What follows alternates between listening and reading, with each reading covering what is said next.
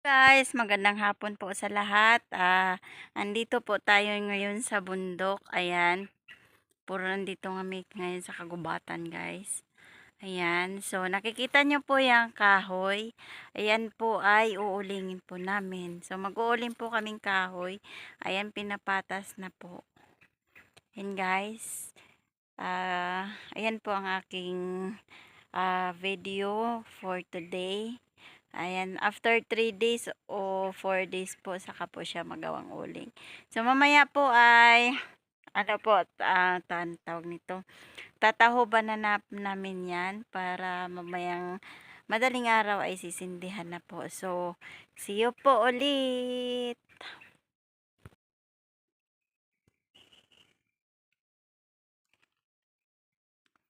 Yan. Yan po yung ulingin. Ayan. Yan, guys. Yan po.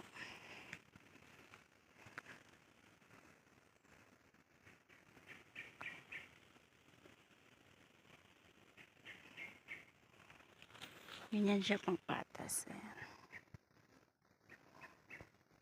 Guys, magandang hapon po sa lahat. Andito po tayo ngayon sa bundok. Ayan, puro nandito kami ngayon sa kagubatan, guys. Ayan, so nakikita nyo po yung kahoy. Ayan po ay uulingin po namin. So mag-uuling po kaming kahoy. Ayan, pinapatas na po. Ayan, guys.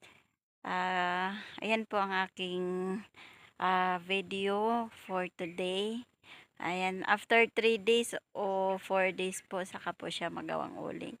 So, mamaya po ay, ano po, tawag nito, tatahuban na namin yan para mamayang madaling araw ay sisindihan na po. So, see you po ulit! Ayan po, tapos na namin.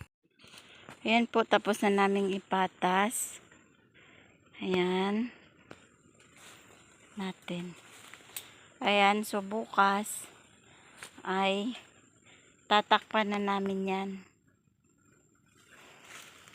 Bukas po tatakpan na namin yan. Ayan. Ayan.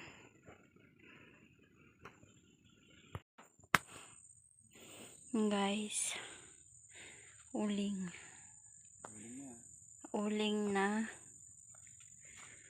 na kahoy po yan. Hindi ko na videohan yung buong pagkamada gawa nung wala ako dito. So ayan, bukas na sinindihan ito ay kaninang madaling araw. So bukas ng umaga ay pwede na itong hanguin. Yan.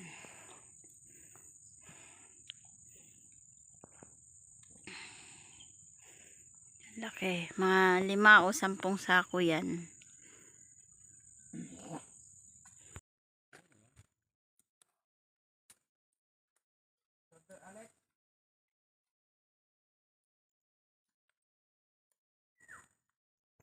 Yan, guys. Magdamag po kaming tulog gawa nung binabantayan namin yan. Yan. Mamaya hahanguin na yan. Wala na masyadong usok. Yan. Hindi ko na videohan yung kabuuan dahil wala ako dito. So ito na lang.